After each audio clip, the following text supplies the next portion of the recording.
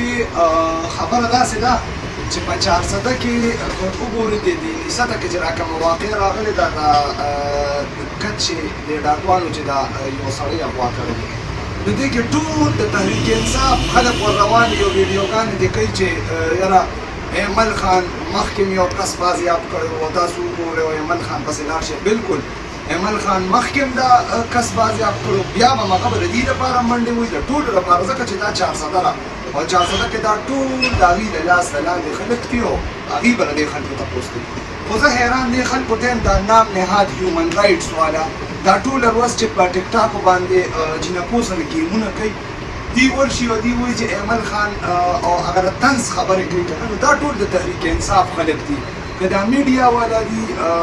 دا ټیک ټاکران دي یا دا د نام نهاد هیومن رایټس والا دي. زه دې ته دا خبره کوم چې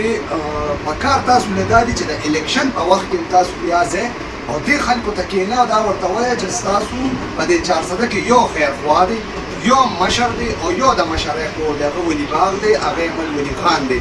مونږ به انشاءالله ایمل خان نه دا مطالبه کوو هغه ته مونږ دا د ویډیو په توسط وایو چې بالکل تاسو وګورئ مشره دې خلکو له تاسو وینا وکړئ د سند حکومت ته کوشش ولې وکړئ چې د دې دا خلک دا مشران چې کومه غوا شوي دي دا بازیاب شي. خو زه دې خلکو ته دا خبره کوم چې کله د الیکشن وخت راشي نو تاسو بیا وایئ د ایمل خان خوله خرابه ده ایمل خان څه کولی نه شي نو تاسو په کومه خوله اوس دا وایئ چې ایمل خان دې موږ له دې راوړو ایمل خان دې زموږ دا مطالبه حل کړي. نو دا خبره کوم خاص کر د پی ټي آی چې دا کم میډیا والا دی دا ټیک ټاکران دی دا نام نهاد هیومن رایټس والا دی ته دا وایو چې تاسو بیا د الیکشن په ورځو کې داسې خلکو ته وایئ چې ستاسو یو خیرخوا دی هغه ایمل خان دی او کله چې تاسو بیا الیکشن راشي نو تاسو بیا د عمران خان نه بغیر بله خبره نه کوئ او عمران خان الټا تاسو خپلو سپو سره برابرې کنه چې تاسو لاړ شئ نو هغه خپلو سپو ته چې کېدي پلیټ تاسو ته کېدي نو هغې نه د هغه سپین خوراک کوي او تاسو هم ترې خوراک کوئ. نو موږ دا وایو چې کم از کم په الیکشن په وخت کې بیا تاسو خپل مشر هم پېژنئ او خپل کار مو پېژنئ چې زمونږ مشر څوک دی. موږ له به د میاوالي د عمران خان نه راځي موږ له همدا جوخ ولي باغ دی د ایمل خان دی هغه موږ له هر ځای کې او د بجلۍ خبره ده نو اوس ټول خلک لګیا دي چې ایمل خان د شهباز شریف نه لاړ شي او ایمل خان دی شهباز شریف ته ووایي چې دا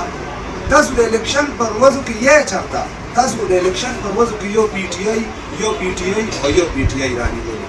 تاسو ته موږ دا خواست کوو چې تاسو د ایمل خان ځان له منتخب کې ته له ووټ ورکوئ دې په الیکشن کې خپل ایم این ای راولئ نو انشاءالله